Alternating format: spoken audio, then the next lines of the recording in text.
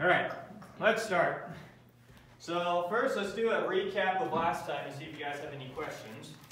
So really quickly last time, first thing we talked about was propositional logic. What was a proposition? It's something that is true or false. It's a variable that's either true or false, but not both. So it's XOR, right? It's one and only one of those. It can't be both true and false, right? Right. Okay, so that's what proposition is. Something that's either true or false, not both. The sky is blue. That's either true or it's false. 2 plus 19 equals square. It's either true or false. Right? Right. Okay. Then we talked about a predicate.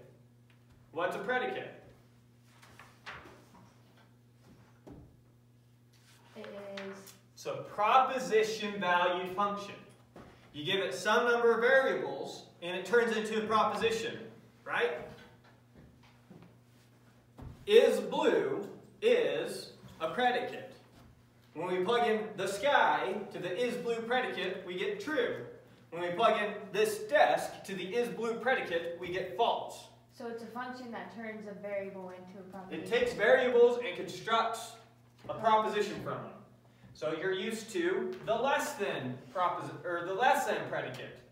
If we give it two numbers, 1 and 7, it gives us something that's either true or false. It takes some amount of variables, in this case it takes 2, and gives us a proposition, something that's true or false. 1 is less than 7 is 2, 7 is less than 1 is false. Now we had a special name for predicates that only took 2 variables. Do you remember what that name was? Relation. A relation. Perfect. A relation is a predicate that takes 2 variables, and relations are the predicates we're going to study the most from here on out. And so the lesson wasn't only a predicate, it was also a relation. Equals a relation.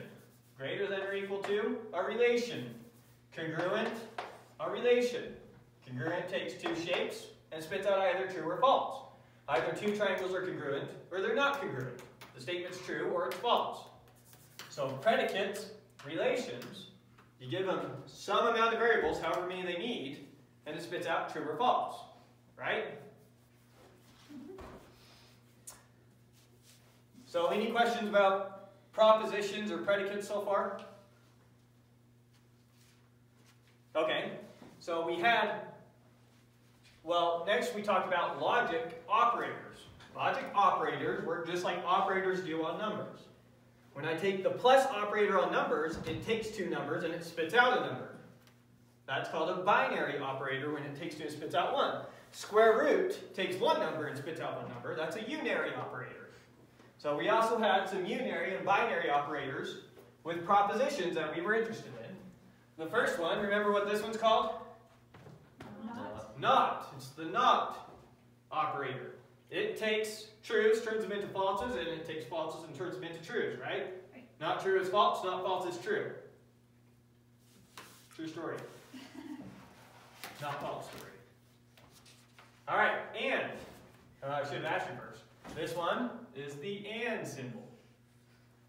And takes 2 propositions. When is and true? And they're both true. When both the propositions it's given are true. Otherwise it's false. Right? Mm-hmm. This one is the or. This is the inclusive or, not the exclusive or. Remember we have inclusive or and we had the exclusive or with a line like that. Inclusive or is true when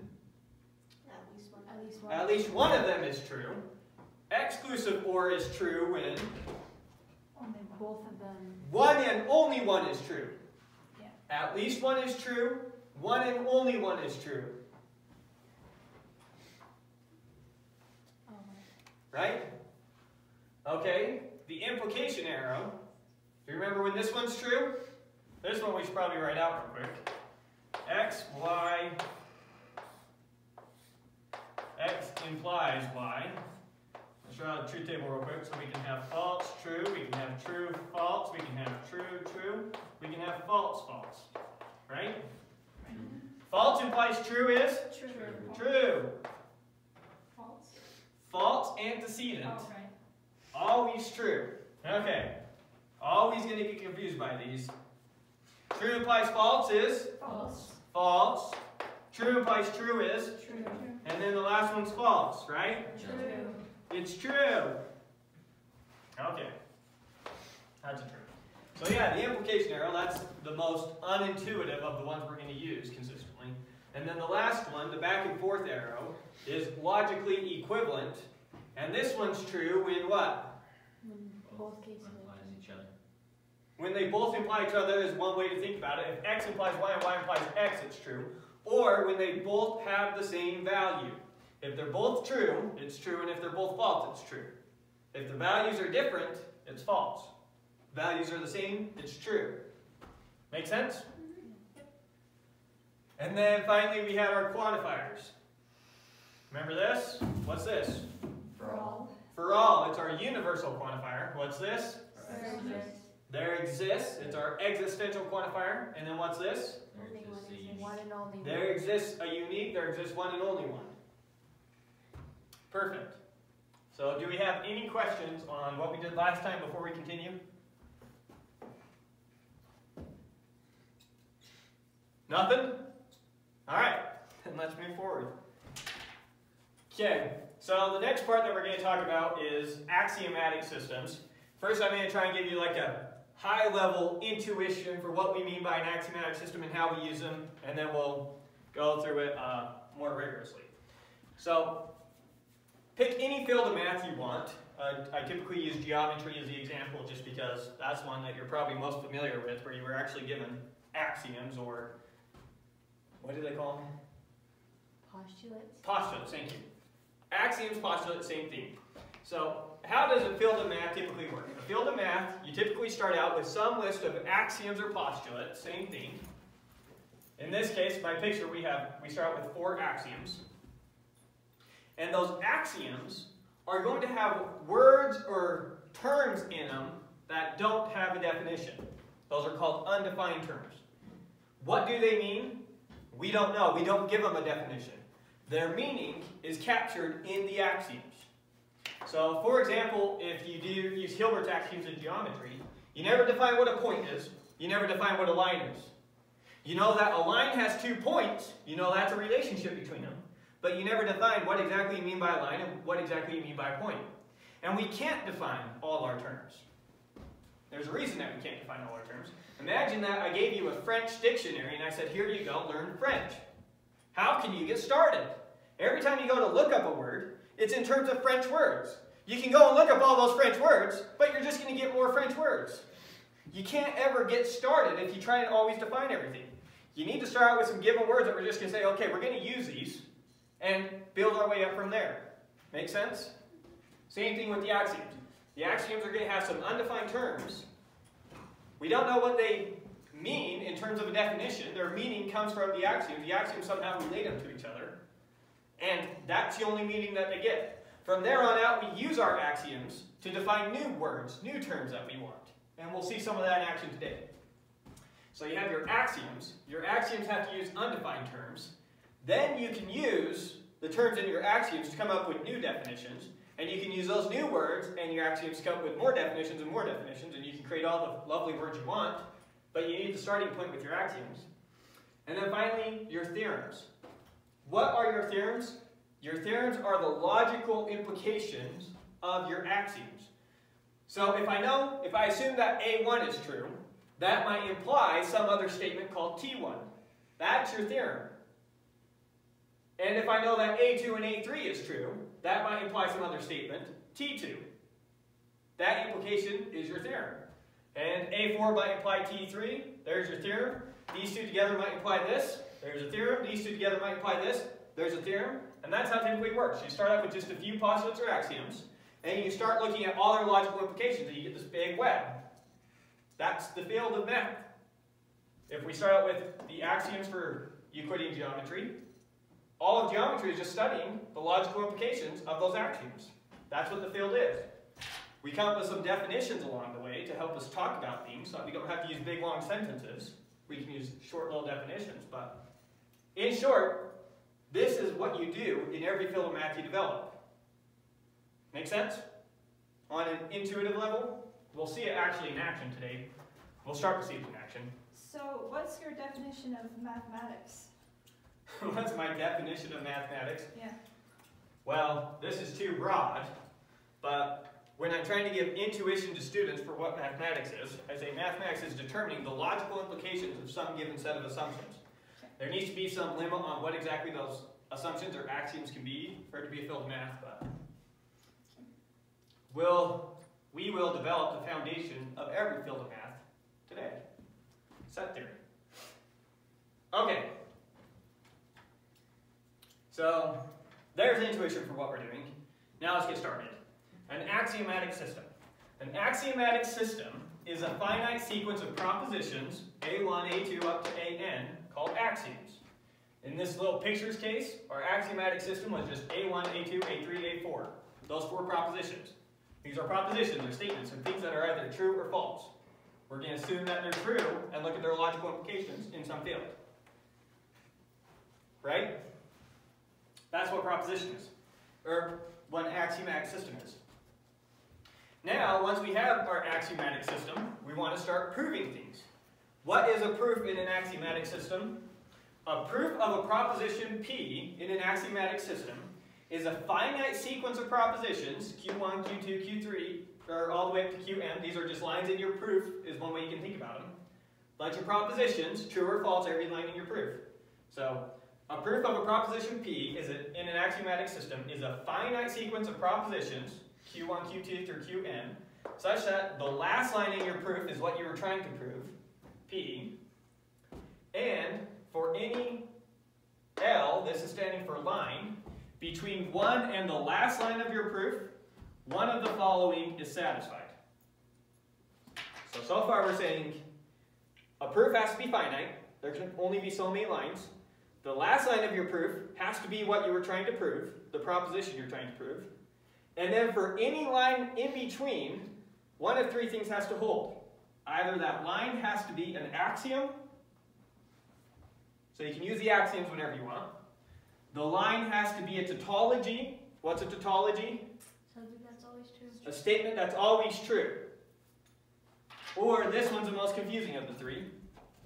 There has to be 2 lines that come before the line you're currently on, such that they will imply the line that you're on.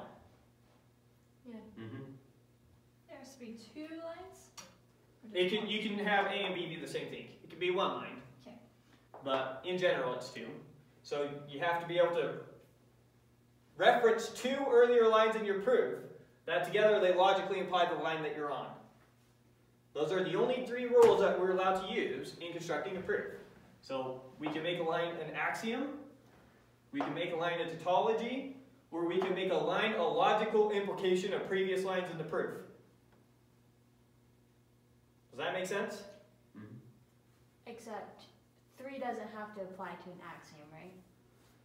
No, just previous lines in the proof. Oh, because I used an A there? Those are just dummy variables. No, that's not what I'm saying. You're just saying that the line that you're on has to be proven by the 2 lines before. But if you're adding an axiom, then it doesn't You actually can have add to an be. axiom at any line. Right. Doesn't matter if you're on line 50, it can be an axiom. Or line 50 can be a tautology.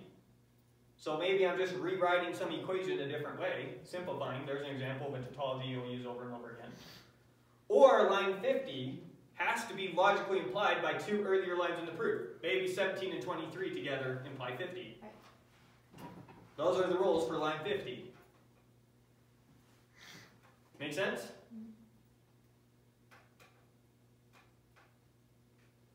Yes? No? Alright, that's a nod. Okay, so that's what a proof is. Now, our definition of what a proof is makes it real easy to check if a proof is true. For each line in your proof, I just need to check one of these 3 things to make sure it's a valid proof. If it is, the proof's good. But notice that our definition of proof tells us nothing about how to go about proving something. So there's a huge difference between making sure a proof is valid and coming up with a proof. And so there's kind of this open question in math in general. Is it for some reason harder to check the solution than it is to find a solution to a problem. If I give you some problem, is it always the case, or is it ever, what's the right verbiage I can say here? Is there always going to be some clever way of solving the problem that's as easy? Let's do 2 examples, then I'll rephrase it, because I think it'll help. So imagine I ask you, what's 21 times 13? And I tell you it's 273. How would you check to see if I'm right? By solving it. You'd solve the problem. You would yourself multiply 21 times 13 and see if you get 273. Yeah. If you did, you say, yep, you did it right.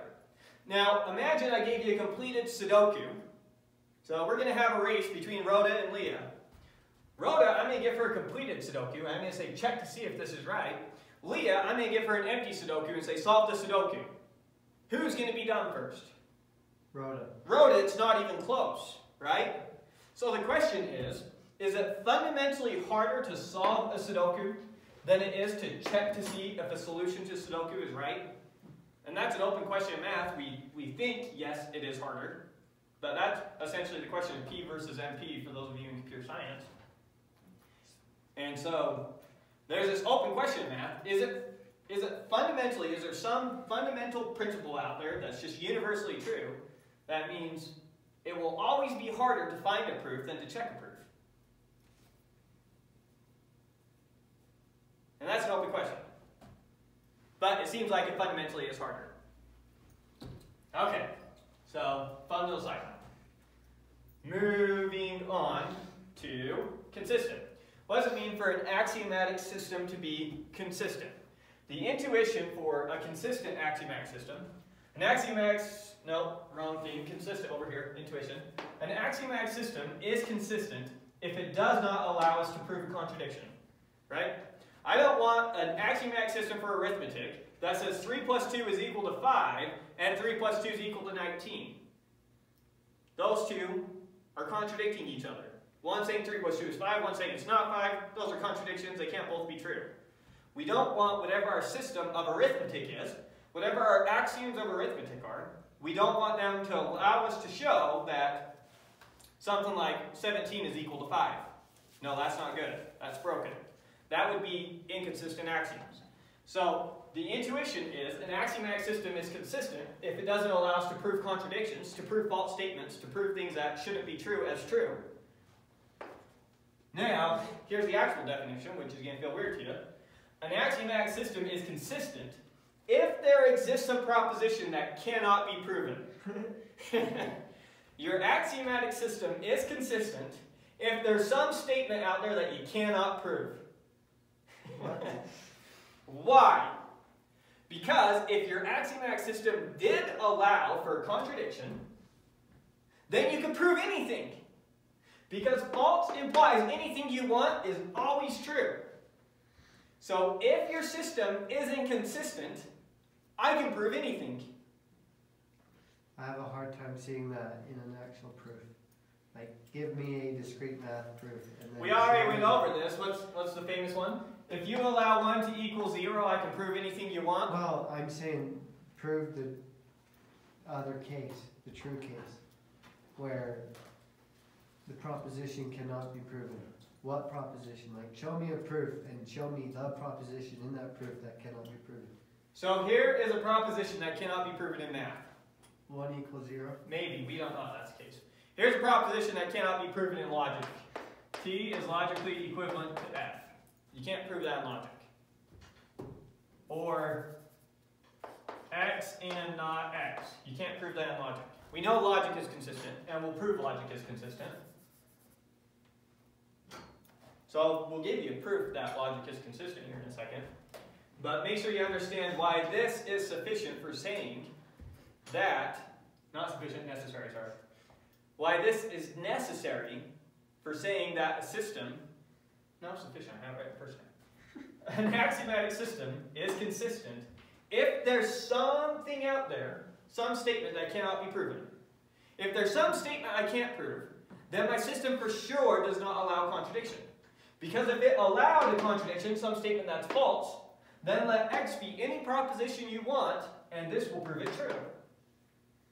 Right?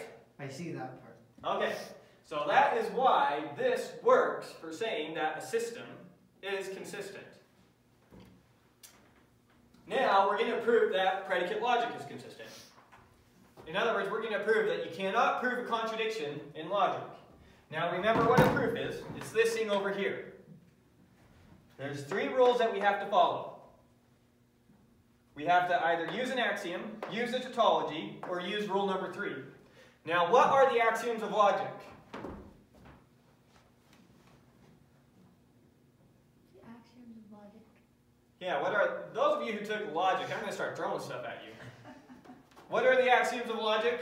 Isn't there a lot? There aren't any. There are no axioms in logic. So in logic, we're only allowed to use these 2 rules. We can only use tautologies, and we can only take the logical implications of previous statements to conclude statements.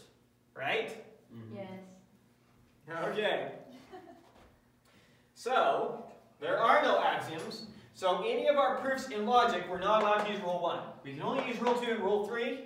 Now we're going to prove that any of our proofs in logic cannot prove a contradiction. Okay. So we're going to prove that propositional logic is consistent. Observe that rule 2 only allows the insertion of tautologies, which are always true. Right? Rule 2 for how we can do proofs, all the things we can prove, says we can only insert tautologies. That's what rule 2 tells us. Rule 2 allows us to insert tautologies. Observe that rule 3 only allows us to allows the insertion of some proposition P if there are previous lines A and B in the proof already such that they logically imply P. Right? So 2, we can only insert tautologies. 3, oh sorry, up here.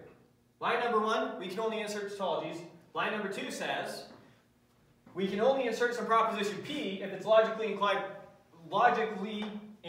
by previous lines in the proof. Since we can only apply rule 3 to tautologies, and since T implies any proposition is only true if P itself is true, then rule 3 again can only be used to insert true propositions. Are you seeing this? Rule 3 enables me to take previous lines in my proof and take their logical implication. Yes. Rule 2 only allows me to insert tautologies. So I have a blank proof and I'm trying to prove something in logic. What's the only thing I can do? I can't do this. The only thing I can do is insert tautologies. I start inserting tautologies. Now I can start using rule 3 by taking the logical implication of tautologies. But an implication is only true. An implication of tautologies is only true if the consequent, the second part, the new line, is also true. So I can only use true implies true. So I can only insert true statements using this, and I can only insert true statements using this. Therefore, every line in my proof has to be a true statement. Right? That's what we're getting at here. So let's read it one more time. Now you have that high-level understanding, and make sure you follow. Observe that rule 2 only allows the insertion of tautologies, which are always true. Observe that rule 3 only allows the insertion of some proposition P if there exists A and B previous lines in the proof such that A and B imply P.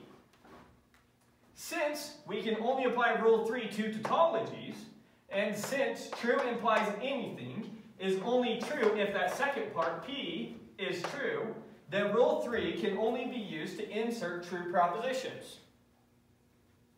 Right?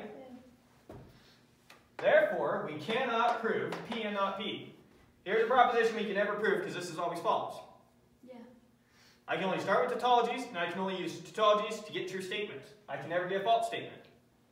Therefore, here is a statement I cannot get. Therefore, it's consistent. What does it mean to be consistent? An axiomatic system is consistent if there exists some proposition that cannot be proven. Here is a proposition that cannot be proven in my system. Therefore, it's consistent. You follow that? All right, so logic's consistent. Now we get to the incompleteness theorem. Natural question is, okay, so what about math? take our axioms that we're going to get for set theory, for example. Are those consistent? And that gets us to the incompleteness theorem. So his name is Kurt Gödel, and he proved that you cannot have a complete set of axioms for math that are consistent. It doesn't exist. If you have a set of axioms for math that prove all the math statements that are true that you want to prove, they're also going to prove a contradiction. So either you don't have enough axioms to prove everything true that is true, or if you can prove everything true that is true, you also are guaranteed to prove a contradiction. It's called the incompleteness theorem. He came out with that in the early 20th century, and it completely broke our view of logic. And we had to rethink about math. It was a big upset. Because one of the millennium problems was essentially along the lines of, you know what the millennium problems are? Never mind that. I think they're called the millennium problems. That doesn't make sense because it's 1900. It was some list of, I think, 10 problems. And they were like, I don't know what the prize was, but like $1 million problems that if you prove this problem, you win $1 million. I think we've only proven one of them since. But some of the problems we proved can't be proven. Because one of the problems was something to the effect of, prove math is consistent. And Kurt Gödel came along and says, you can't. So, he didn't get the prize. But he disproved it. Yeah, the problem was to prove that it was consistent. He proved it, you can't prove it. Still proved it. It's like me saying, I'll give you $1 million if you prove that the sun is made out of jelly beans. Well, it's not. Tough luck. Okay, so that's high-level view of axiomatic systems. Now we're going to build up an axiomatic system for set theory. Let's make some notes about the set theory we're developing here, because some of you have already come across set theory. The set theory that most of you have come across is a lot of people call it naive set theory. It's set theory kind of ignores the rules, playing fast and loose. It lets you do things that you can't technically do. The set theory that we're going to develop here is the foundations for any field of math you want. In other words, once we go through the 9 axioms that we go through, any field of math you pick from there on out can be constructed from those 9 axioms. So there's 2 ways when you pick a general field of math. So for those of you in analysis, you'll know what I'm talking about. In analysis, we start out with the axioms on the real numbers, and we derive calculus from there. That's one way to do it. Another way we could have done it is we could have started with the axioms of set theory, and then constructed the real numbers and everything we talked about on the real numbers, prove that the axioms we started with are actually true based off of our construction, and continued from there. Make sense? If you're saying this is the basis of all math, then how come So there's 2 ways that you can start, like geometry. There's 2 ways you can start geometry. One way to start geometry is take your list of geometric axioms and just start. Another way to start geometry is to start with the 9 axioms that we're going to have today, and then construct and prove the axioms that you would have started with in geometry. Okay, then how is that thing true? The incompleteness theorem. The incompleteness theorem basically says that these 9 axioms that we have, which we can use to develop all the different fields of math, isn't going to give us everything. All we're saying is that the axioms that you start with geometry, I will be able to prove from these 9 axioms. So I can use these 9 axioms to construct and prove the axioms in any other field of math. So for some field of math, you can start with the axioms you typically start with, or you can start with set theory and then prove up to those axioms that you normally would have started with. Doesn't that mean, though, that set theory can prove all math? All math can be constructed from set theory. Yes. Okay, then how is that true? Because we know that set theory basically isn't consistent. Is it? No. Why not? Well, it's not complete. It can't prove everything true. We don't know if it's consistent. We don't know if it proves a contradiction. But we do know that either there is some contradiction that you can reach. We don't think that's the case. We just think that there's true statements that it can't prove. That's what this says. It says either it leads to contradiction, or there's statements out there that can't be proven from it. So every true statement that we know in all of the field of math can be proven from these 9 axioms, starting at these 9 axioms and working your way up, Of what we know so far. of what we know so far. And this is saying that there exists something out there that cannot be proven by these. Or our axioms imply contradiction and we just don't know it.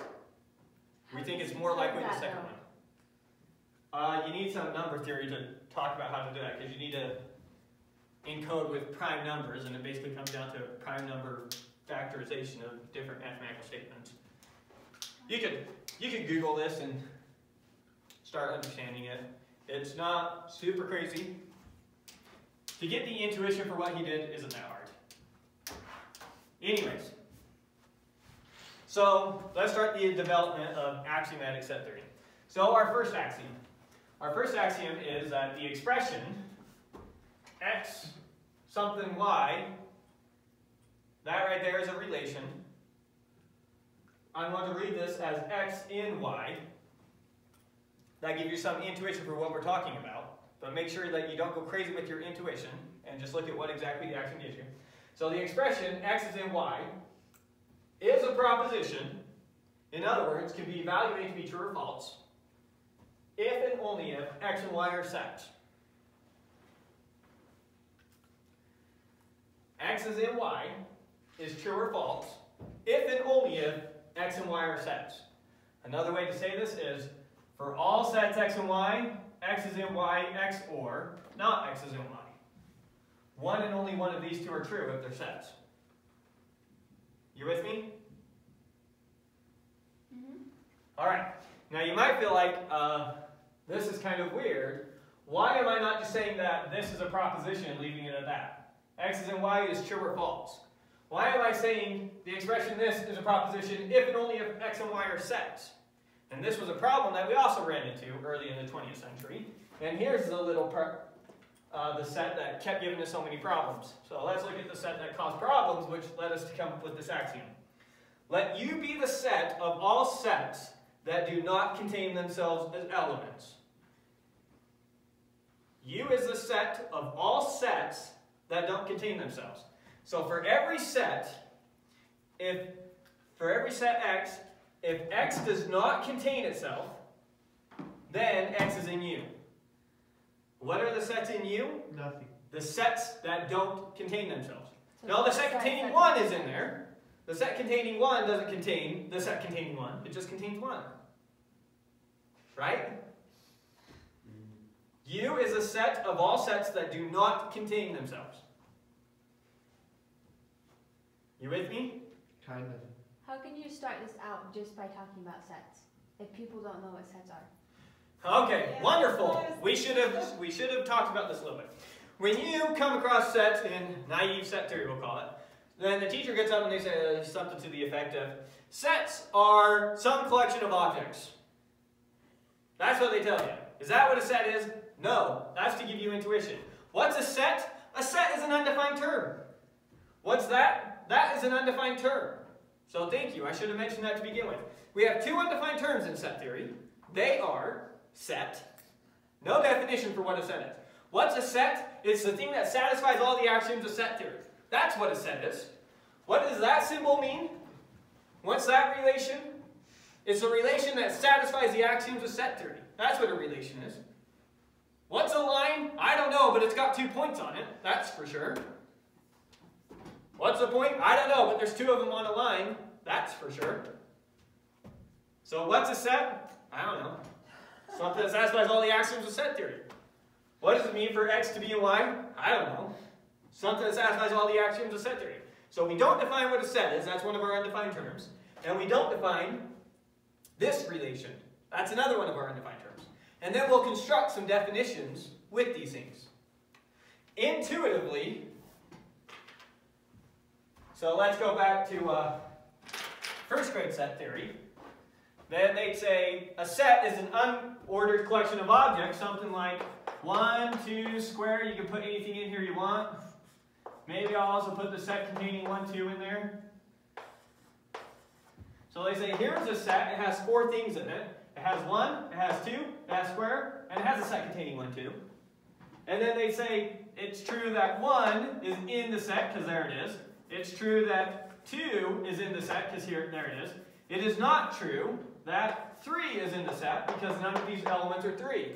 It is true that the set containing 1, 2 is in there. There it is. Okay? That's intuition. So this isn't anything that we've developed, that's just intuition to help you feel good inside. Right? So, we don't have a definition of what set is, and we don't have a definition for what it means for x to be in y. We don't have a definition for this relation. Those are our 2 undefined terms for set theory. Every definition we make from there on out will be defined in terms of these things and logical operators. Obviously, we can use all of logic whenever we want. So, our first axiom is for any 2 sets, x is in y or not x is in y. Or in other words, the expression that is a proposition if and only if x and y are sets. So let's go back to this example and see why we came up with this axiom. The example was the set of all objects that don't contain themselves as elements. So let U be the set of all sets that do not contain themselves as elements.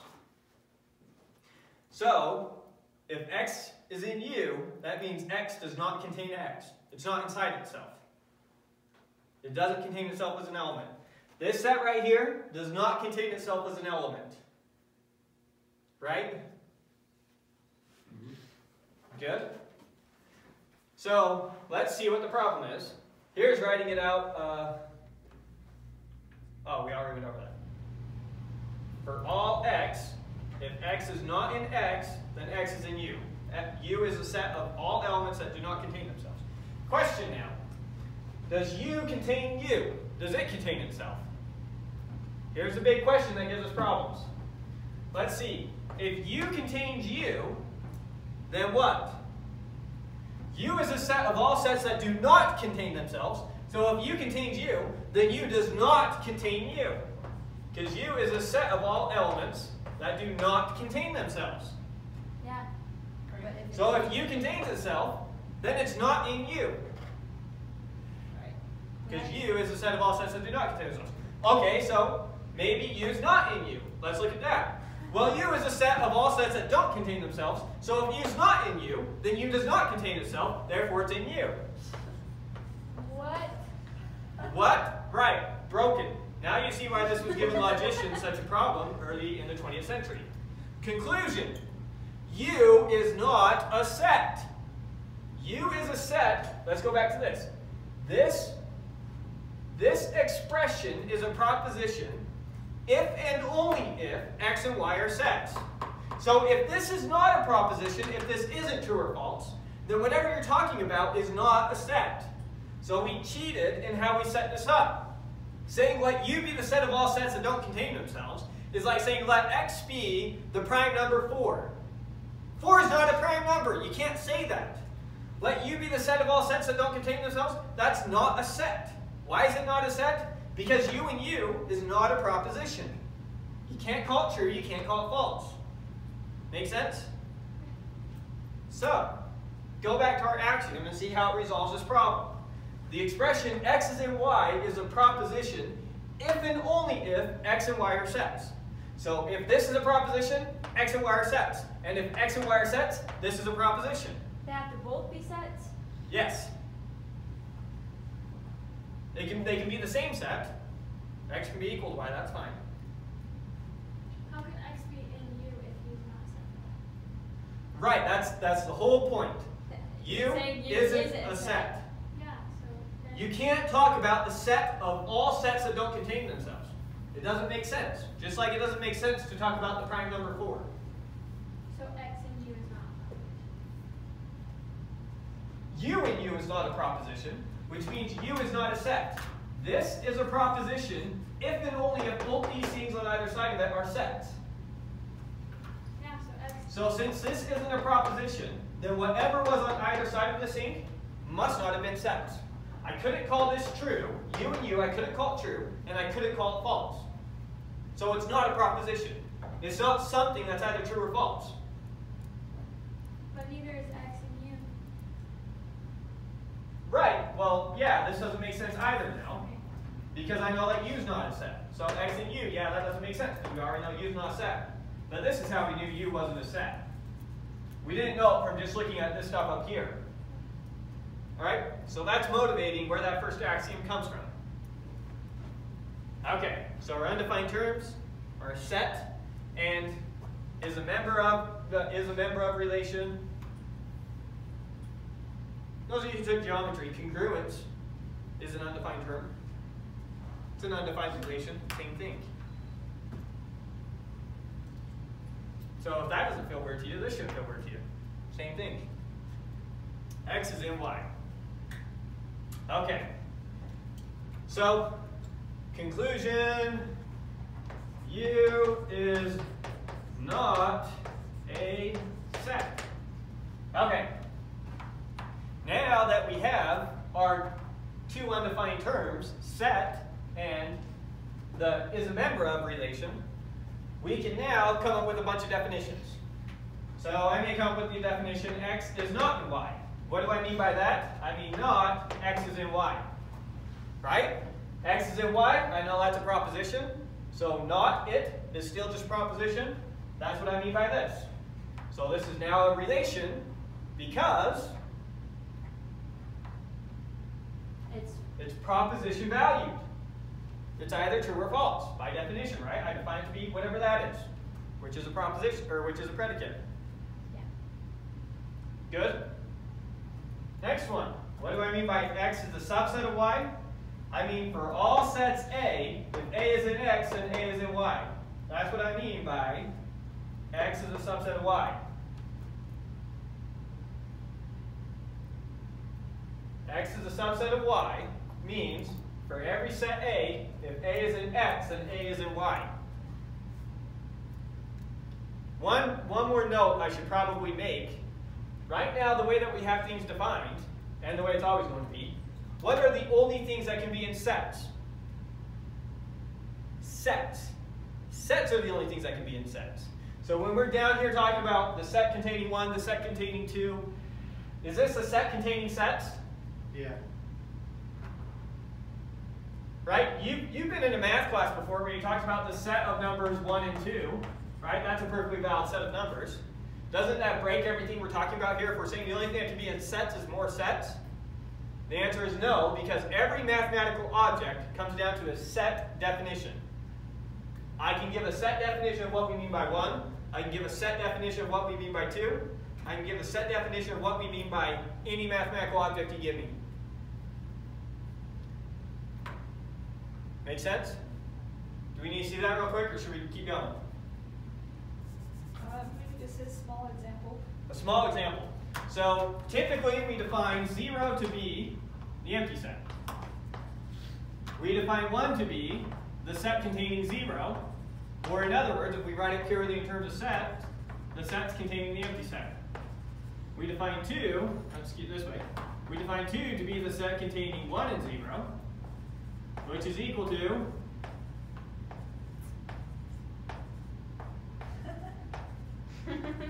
there's 2. And then 3 is going to be a lot bigger, because 3 is going to be the set containing 2, 1, and 0. And I don't want to write that out. So everything we've always been talking about is just sets and sets and sets and sets. Any set of objects is just sets of sets. That's the only thing you can stick in a set, is sets. What about a square? A square, we would think about a geometric square is a set of points. We can interpret points as ordered pairs, and we'll see the definition of an ordered pair in terms of sets. So yeah. So any mathematical object, we have a set definition. Well, if we want to talk about SpongeBob in the math context, we need to give a mathematical definition to what that means, and it will be in terms of sets. Right? Because if I draw some picture of SpongeBob, then I might be thinking about SpongeBob as that set of points. Points are mathematical objects, perfectly valid, sure. Okay. We were going over definitions, right? So X is not in Y is the same thing as not X in Y. X is a subset of Y is the same thing for all sets A. Anytime, by the way, you see this for all A, you guys are used to me saying for all A inside some set, right? You're used to for all integers or for all natural numbers. In set theory, anytime you see this, it just means for all sets. Make sense? So we don't do for all sets in a set. That doesn't make sense. So it's just for all sets. Well, it would make sense actually. We could do it that way, but in set theory, when we don't specify what set it is, then we're saying for all sets. So x is a subset of y if for all sets A and x implies a's and y. X is equal to y, what does that mean? That means x is a subset of y and y is a subset of x. X is not equal to y means not x is equal to y. X is a proper subset of y means x is a subset of y and x is not equal to y. Now notice, we are rigorously developing this. Every symbol that we use is defined either in our axiomatic system or it's referencing logic. That better always be the case. And if it's ever not the case, you need to call me on it. Make sense? Yeah. Okay.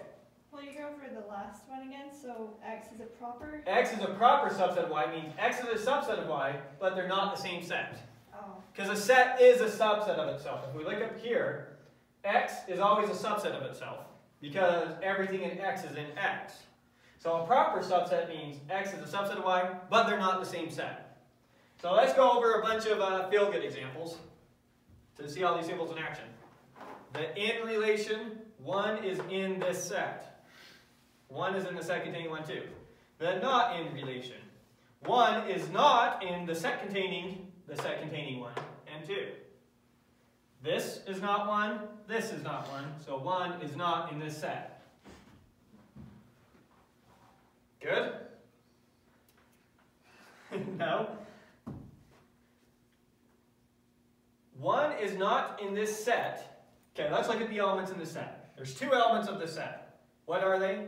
They're the set containing 1 and 2. Those are the only 2 elements in there. Is the set containing 1 the same thing as 1? No. Is 2 the same thing as 1? No. So 1 is not in the set. Okay. Okay. The set containing 1, 2 is a subset of the set containing 1, 2, 3. Everything in this set is in this set. So this set is a subset of this set. Notice we could also say it's a proper subset because 1, 2 is a subset of 1, 2, 3 and it's not equal to the set 1, 2, 3. So it's a subset and it's a proper subset. Make sense? AB is equal to the set containing BA. Notice everything in here is in here, and everything in here is in here. Therefore, they're equal. And then the set containing A is a proper subset of the set containing AB. We already did one with proper subset, but there's another one. So our examples, we're not required to have rigorous definitions of everything we use in our examples. These are just to help us feel good. But when we're developing our proofs and our definitions and our axioms, we better have defined everything we're talking about. Make sense? Right. Besides our undefined terms. We don't define our undefined terms. So besides sets and besides the is a member of relation. Alright. Our next axiom, axiom 2. There exists, it's our existence of an empty set. So there exists a set that contains no elements. It's the empty set. There exists a set that contains no elements. It's a lot like the 0 in arithmetic, or the 0 in addition, the 1 in multiplication, the identity element in group theory. Yeah. So there exists a set that contains no elements, or in other words, there exists some set X such that for every set Y, Y is not in X.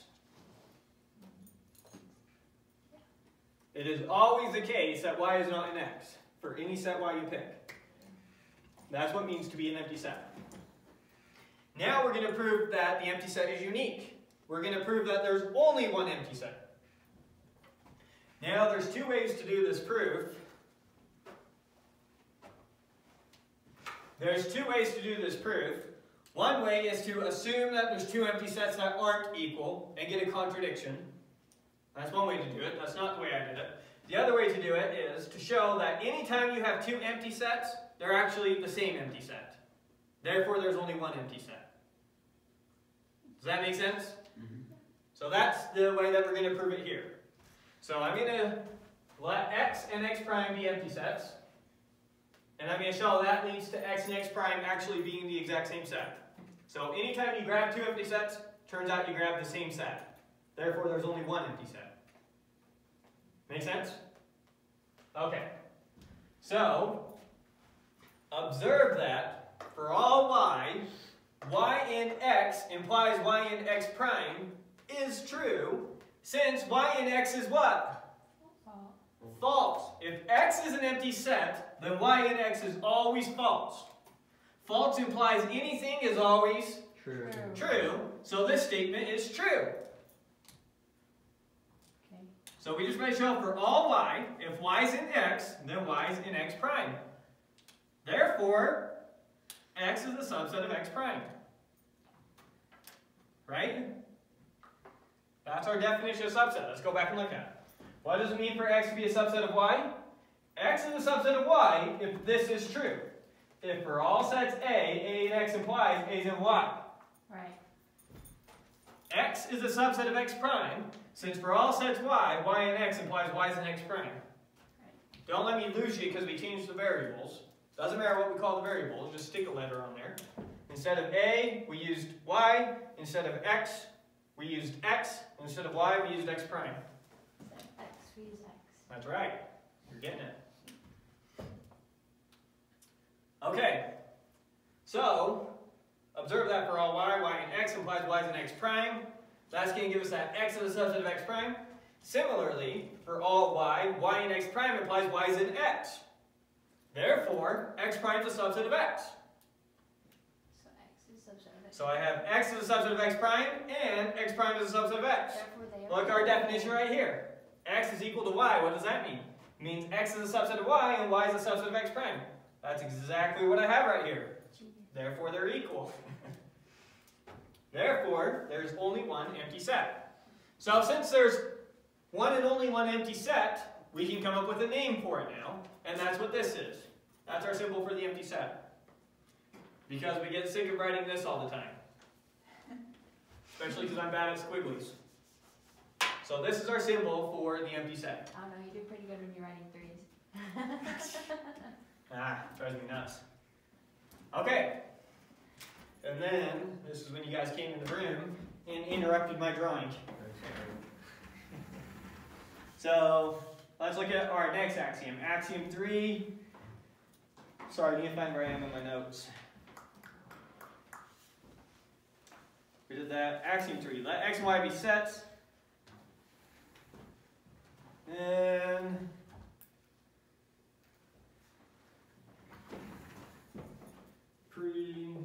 precisely. So, axiom 3. Given sets x and y, there exists a set whose elements are precisely x and y, comma, we denote it x comma y. Now this is the first time we're formally introducing this notation, the squiggly braces. Yeah. Prior to this, nowhere did we use that notation. Examples are just to feel good, right? So don't let my examples confuse you into thinking we are allowed to use notation that we're not allowed to use. Did you say there were 9 axioms? Yes. So given sets x and y, there exists a set whose elements are precisely x and y. We denote it parenthesis or curly brace x comma y and curly brace. Good? Okay. Now we're going to prove. I'm trying it out for those of you who like it a little bit more formal.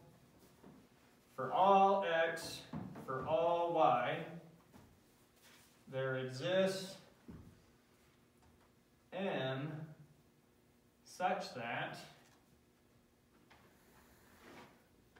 for all u, I'm just going to spell u once or twice. For all the letter u is in M if and only if u is equal to x, or u is equal to y. And then end that. So that's precisely what we need. So for any two sets you pick, there exists some third set n, such that anything for any u, use an m if and only if u is equal to x or u is equal to y. Make sense? U being an m means u is equal to x or u is equal to y. Don't get lost in all the quantifiers. So for any two sets you pick, there exists some third set n, such that for any set, that set being an m implies that set's equal to x or that set's equal to y. It's kind of dense, but you got to learn how to read stuff like this because it's just so hard to use words. Why is it not u is equal to x and u is equal to 1? It just has to be one of them. Because it just has to be Is same. x in there? Yeah, because x is equal to x. It's not equal to y. It could be, but it's probably not. So we can't have an and there.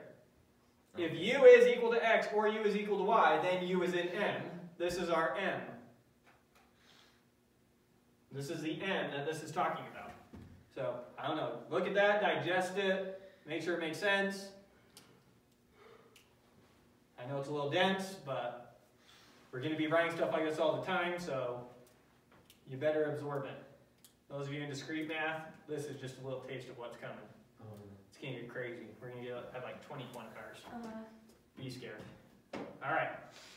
Is there anyone that has any questions about this? Are we ready to move on? Do you just need to stay out longer? All right. So now we're going to prove something that you're told about sets all the time, and that is that order doesn't matter in sets. So we're going to prove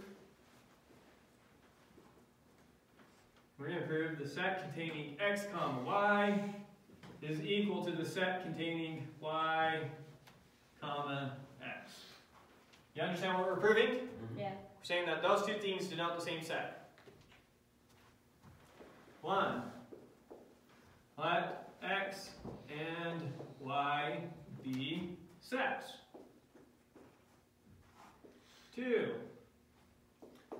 Then the set x comma y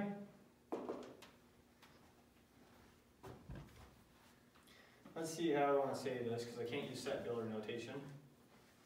Oh, that's how I did it. Then, if A is in, I'm basically going to show on the fly that this is a subset of this and this is a subset of this, therefore they're equal. Now, how do I show that this is a subset of this? In general, how do I show that A is a subset of B? Well, you take an element that they both share. Yeah, I take some element A in A and show that that eventually leads to A being in B. If that's always the case, if A being in A implies A is in B, if little a being in big A implies little a is in B, then A is a subset of B. That's our definition of subset, right? Mm-hmm. Oh shoot, I didn't turn the camera to all the stuff we've been doing over here. Oh, shoot. That was an extended period of time.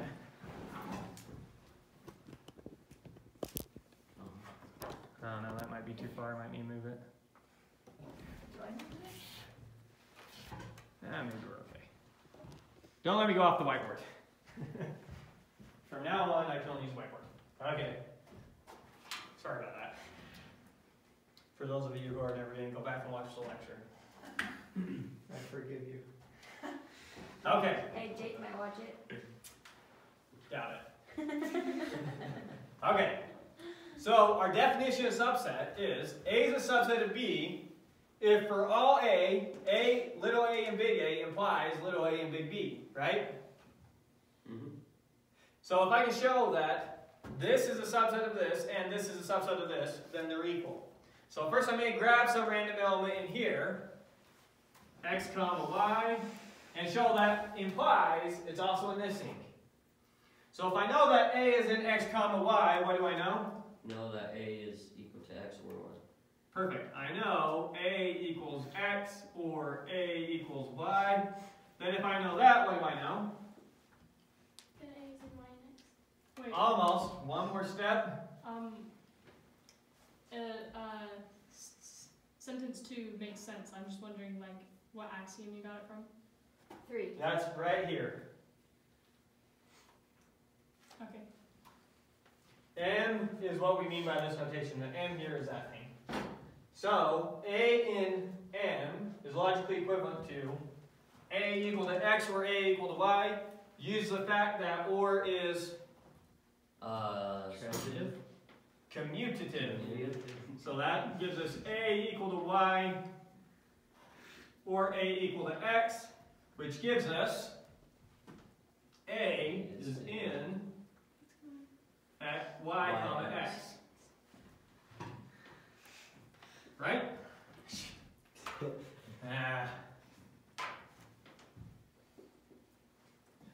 Right? Yeah. And we can do the exact reverse. We can start with this. That gives us this.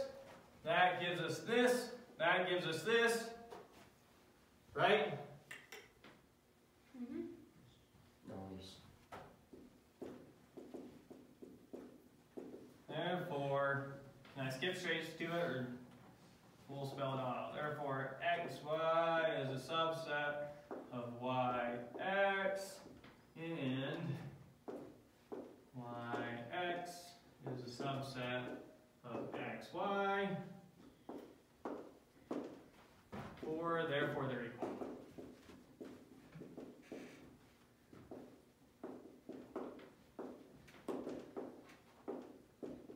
Alright, so we just proved order doesn't matter, at least in 2 element sets.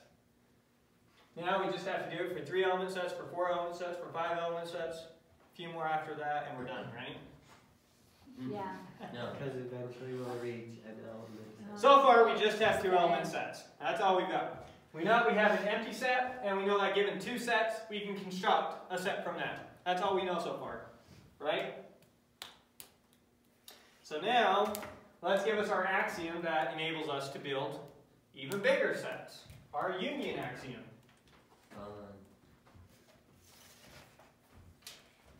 It's going to be a blast. I'm so excited. Axiom 4.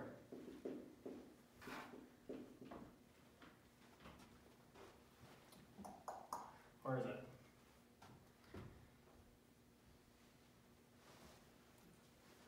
Okay. Let X be a set, period. Then there exists a set whose elements are precisely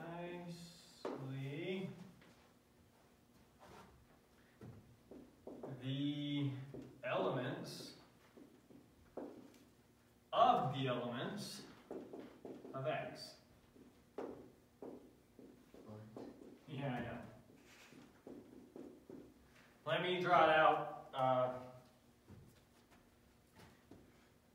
One more note. We denote it by, sorry there. This union on X. Let's see. Let's try it out more formally. So, for all X, there exists some set M such that for all Y, Y is in M if and only if there exists some S such that S is in X and Y is in S. And that, and the block. Make sure I didn't make a mistake. That's this one. Pretty sure that's right. Okay, so let's do a feel-good example and then go back and look at it. So what are we saying? We're saying if I have this set, here's my x, we'll name it out here so you can see it up there. X equal to the set containing 1 and the set containing 2. Then we're saying that there exists some third set n equal to 1, 2. Intuitively, what's it doing based off of those of you who have done set theory before? What you already understand? It's unioning all the sets in X.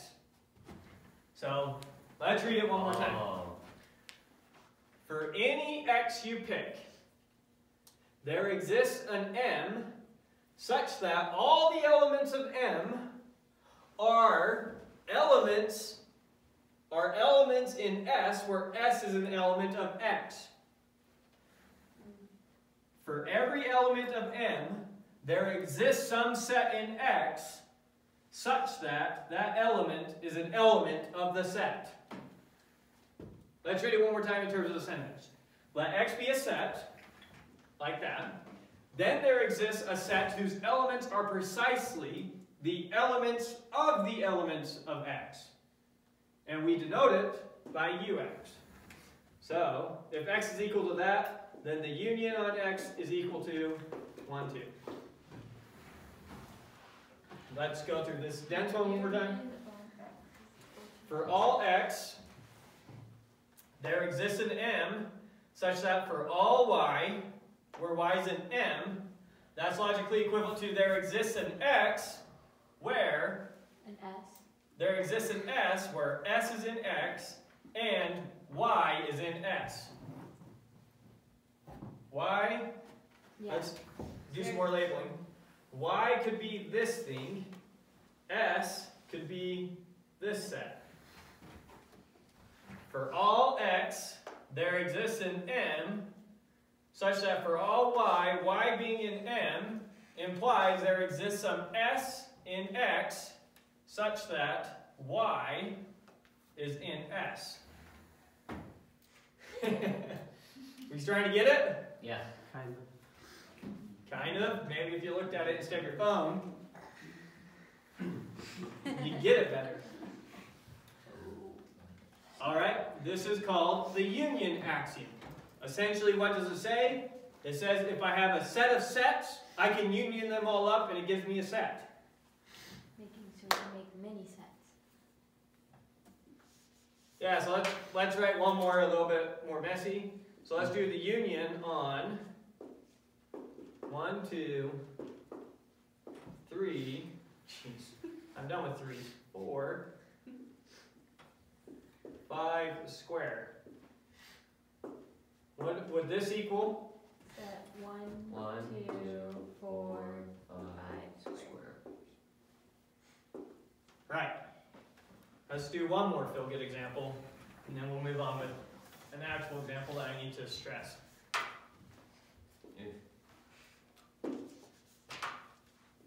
The union on the set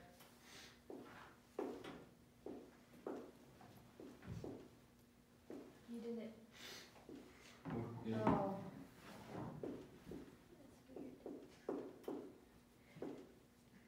What does this equal? That contains set containing 1, 2, The set containing 1, 2, 3. 3, Set containing 4. set containing And 4, 5. Exactly. Everything in here is an element of a set in here. The elements of sets in here are 5 and 4, 3 and the set containing 1, 2. 5 and the set containing 4, and 3 and the set containing 1 and 2. Make sense? Alright, that's what that axiom is telling us. Now let's go to the useful example that's going to help us get some more definitions going.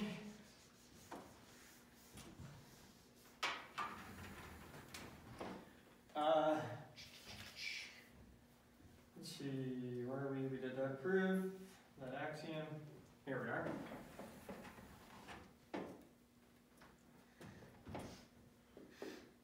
Example.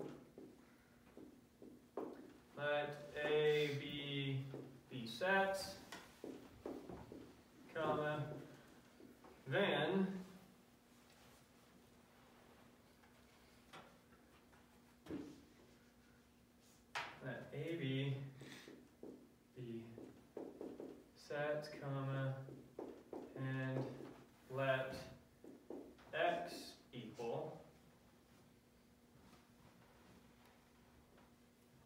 the set containing the set A, B,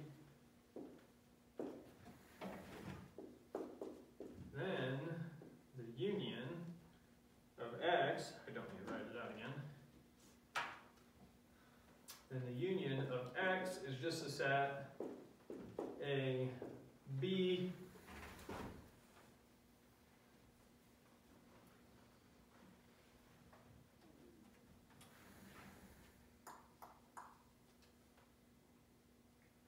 oh shoot,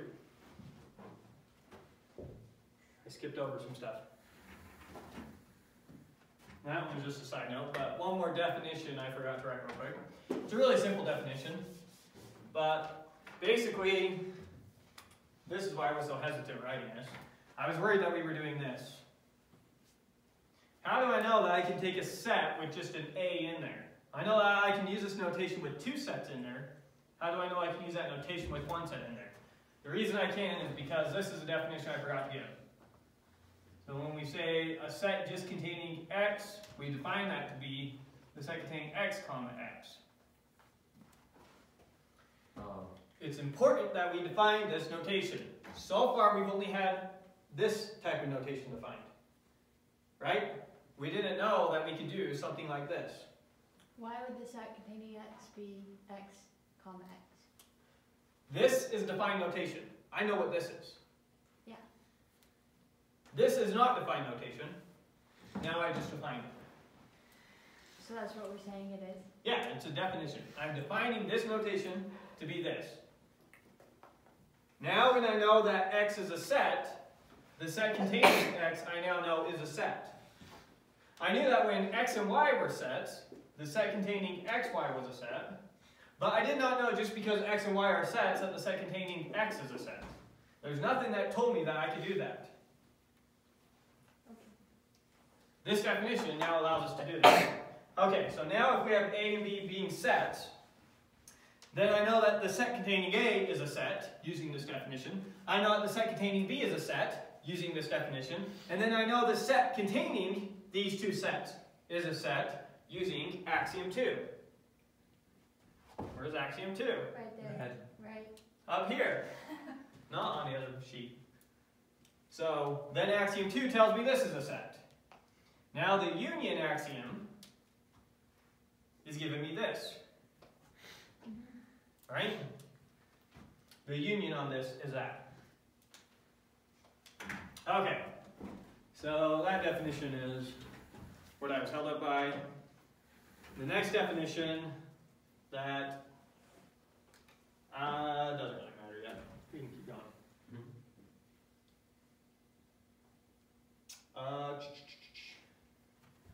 Next example. Example, let A, B, C be sets.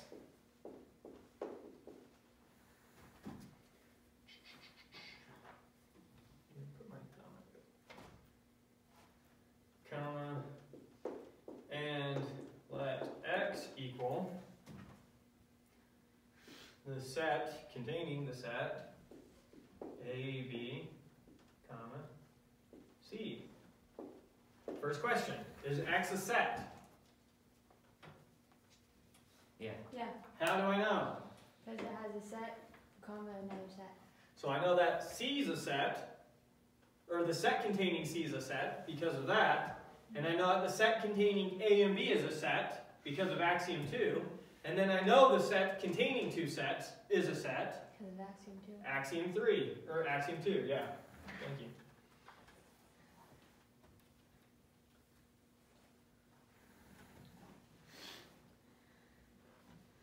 All right.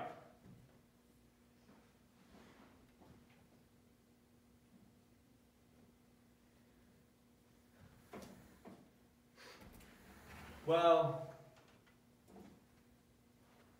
here's what I'm trying to say. I wrote a word on my paper. Sorry, kind of going back and forth. I'm trying to say, we define, if this is the case, then we define A, B, C to be the union on a set like this, on a set like X. So I probably should have just skipped straight to this rather than bothering with this example.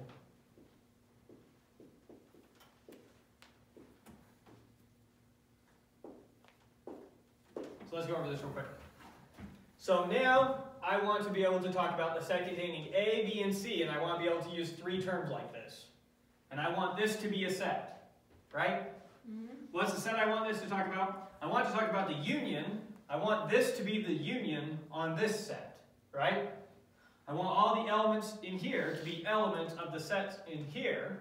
Now, I know that this is a set. We just went over that. I know based off of axiom 4 that the union on this set is a set. So I know that this is a set. So I'm defining, when we use this notation, what do I mean by this notation? I mean this. And then in general, so our definition in general, we define the set A1, comma, A2, dot, dot, dot, AN to be the union on the set A1, comma, A2, comma, dot, dot, dot, comma, A sub n minus 1, and A sub n. So it's a recursive definition. So let's make sure we understand it real quick by writing it out for the case where n is equal to 4. So what do I mean when I write the set A, B, C, D? I'm saying this is the union on the set containing A, B, C,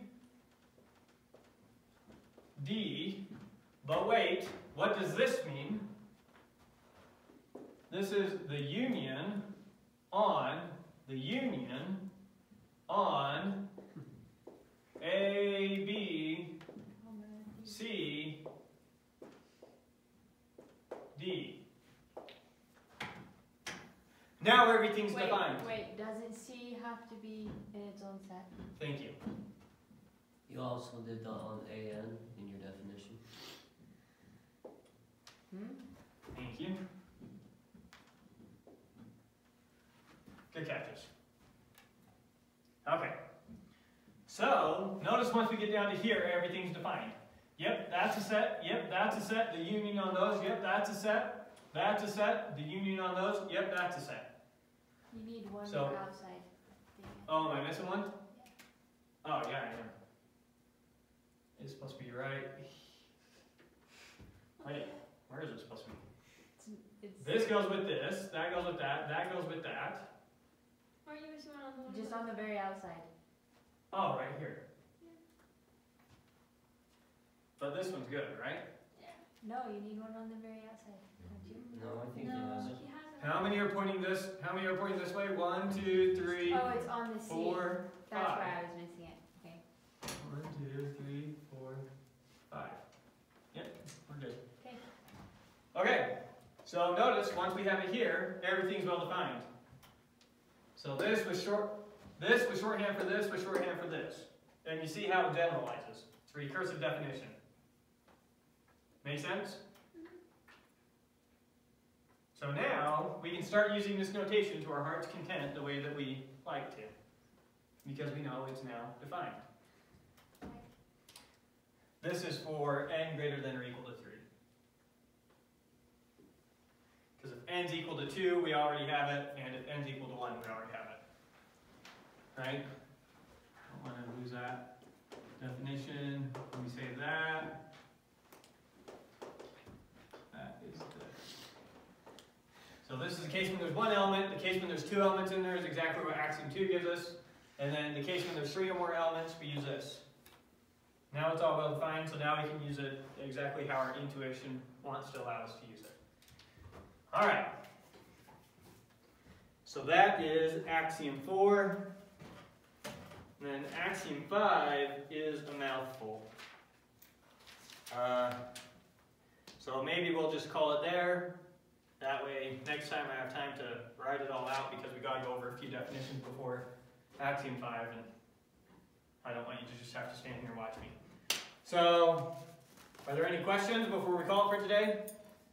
About anything we've done? We're good? Yeah. Alright. Sorry about cutting off the recording.